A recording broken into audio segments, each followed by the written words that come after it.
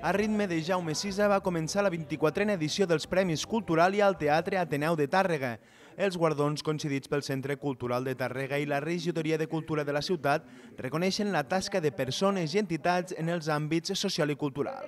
5 reconeixements amb un marcat protagonisme per la pel·lícula Alcarràs de Carles Simón, que va afegir un nou guardó al palmarès. L'elenc d'actors i actrius de l'homenatge a la pagesia de la directora barcelonina va recollir el Culturalia intercomarcal i ho va fer amb 2 targarins com a protagonistes.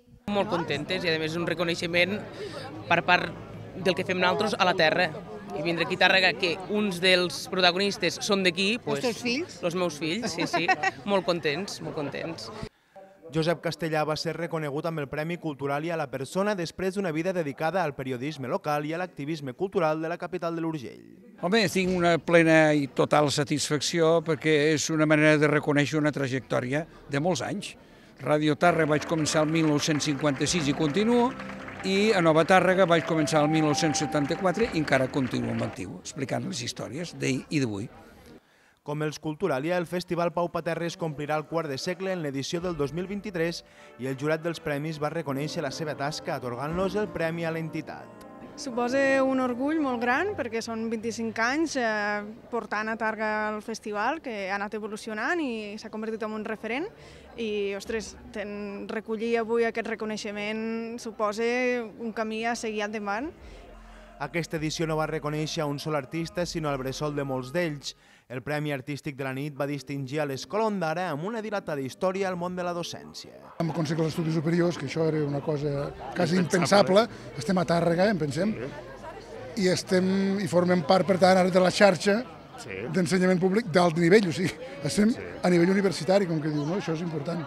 El centenari del naixement de Guillem Viladot no va passar de llarg pels premis i el jurat dels Culturalia va reconèixer la tasca de la Fundació Lopardal. Doncs estem molt contents de que després de la feina d'aquest any, que encara s'allarga, perquè no acabem ara, sinó que hi ha molts projectes que s'han encetat amb l'any Viladot, que són projectes de futur i per tant també hem de preservar aquesta continuïtat.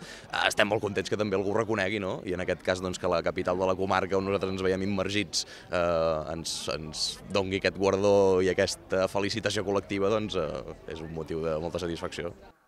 L'alcaldessa de Tàrrega, Alba Pijuan, i la consellera d'Acció Exterior i Unió Europea, Meritxell Xerret, van ser les encarregades de presidir la gala. Totes dues van coincidir en la importància de la cultura i de la transversalitat dels guardonats d'aquesta edició. Intueixo que serà com un èxit, perquè veig que hi ha un públic, un ambient magnífics, i aquests premis enguany, que són Premis Culturalia i que realment abarquen totes les parts de la cultura. I això vol dir que la cultura és viva, que la cultura catalana és viva i que la vocació de la ciutadania d'aquí de Tàrrega, de les Terres de Ponent i de Catalunya per la cultura i per projectar cultura al món és més forta que mai.